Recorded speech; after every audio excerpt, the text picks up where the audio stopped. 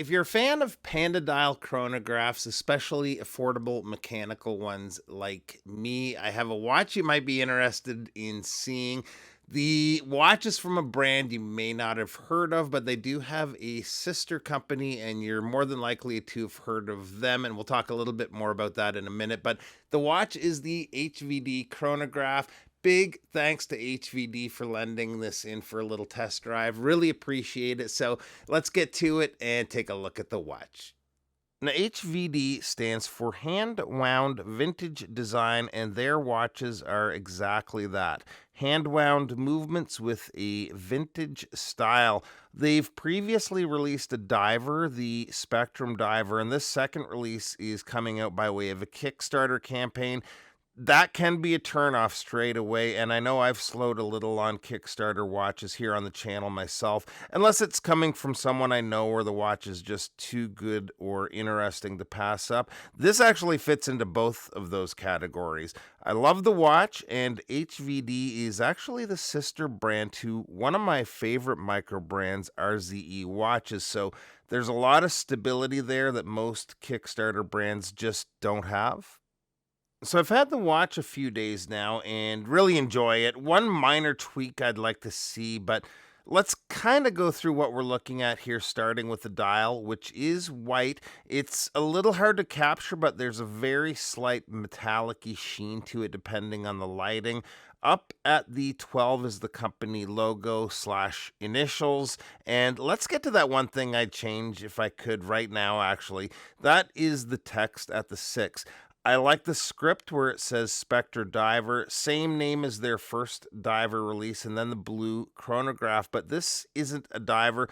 The watch has a 50-meter water resistance, which is fine for this style of watch, but it sort of confuses things a little with that text. If they could ditch the diver and just call it the Spectre Chronograph or something along those lines, that might be better. That is one nice thing with Kickstarter watches, though. They may be able to make a change like that, but if not, it's not the end of the world or anything. Otherwise, the dial layout with the running seconds at the 9 o'clock and the minute counter for the chronograph over at the 3 is very easy on the eyes. That minute counter tallies up to 30 minutes. I like the handset with the squared off tips and the blue on the second hand for the chronograph, which matches the text, looks super nice. Good to have a little bit of color in the mix. The hour markers are applied with the longer markers at the 6 and 12, and they and the hands, as well as the bezel pip, are filled with BGW9. They did a good job of it too. Everything seems to be about equal brightness and fade at pretty well the same rate. Kind of a pet peeve for me when, say, the markers dim quicker than the hands or vice versa. So overall, I'm very happy with the loom. The bezel uses an aluminum insert, and it can be used to track a second time zone. You can use it as a regular timing bezel as well, but I'm glad that they went with a bidirectional bezel, which is 60 clicks. It's not loud clicks, but feels good in hand to use. It's a grippy coin edge bezel and looks good with the contrasting black insert against the white dial. Running the watch is the Seagull ST19 movement. The winding action of the oversized push-pull crown isn't too shabby at all. These are always fun to have, these movements in a watch with a display case back. It's got decent decoration for the price, and it's fun to see the heartbeat of a watch running a manual wind with no rotor in the way. The movement is a column wheel chronograph, and let's get the chronograph going here. The top pusher has that nice snap to it. Same goes for when you stop the chronograph. The bottom to reset is a little bit mushier.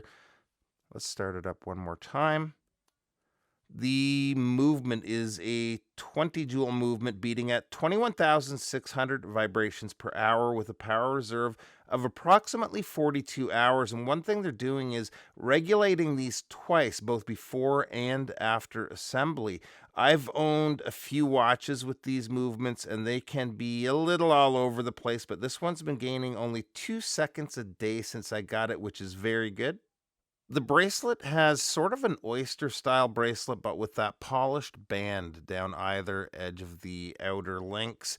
Good taper from the 20 millimeter lug opening down to 16 millimeters at the clasp. The clasp has that big, wide, polished edge that I really like, and it is signed HVD.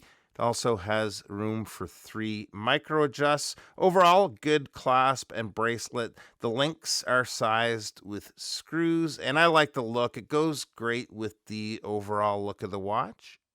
One thing with this watch is the case combined with the crystal, which is acrylic, by the way, is fairly thick. I'm getting about 15.2, 15.3 millimeters. I mean, a good amount of that is the acrylic crystal, but it sits tall on wrist. I'm good with chunky watches like this, but it might be a bit much depending on your wrist size. I do love that they went with acrylic, though. Something about the way it distorts the dial and has that certain warmth to the look. I just wanted to get in a little bit closer to show you the finish work on the side profile of the case. It's quite well done. You can see we've got that polished area along the top edge. We've got a matching polished area along the bottom, and the lines where they meet the brushwork in the middle is really sharp. Nice job with the finish. We've also got drilled lugs to help with strap changes.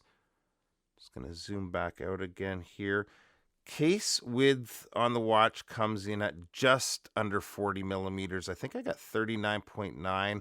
The lug to lug is right at 47 millimeters, and the bracelet drapes straight down too. So that is a legitimate 47 there. And here it is on my 7.25-inch wrist. And even with the thickness, I actually like how it wears. The way they profiled the case sides with the polished beveled edges seems to eat some of that thickness. Now, the Kickstarter campaign will be coming on the 21st of March, and starting price is going to be $399 USD, which, considering the watch and that double regulated movement, isn't half bad. Full price will eventually be $499 USD, and it's nice to have the folks behind RZE behind this brand too. It definitely gives you more confidence and comfort if you're thinking about backing them on the Kickstarter campaign. Link to where you can find that will be below. So there you go. Thanks for taking a few minutes to stop by, and we'll see you real soon. Bye-bye.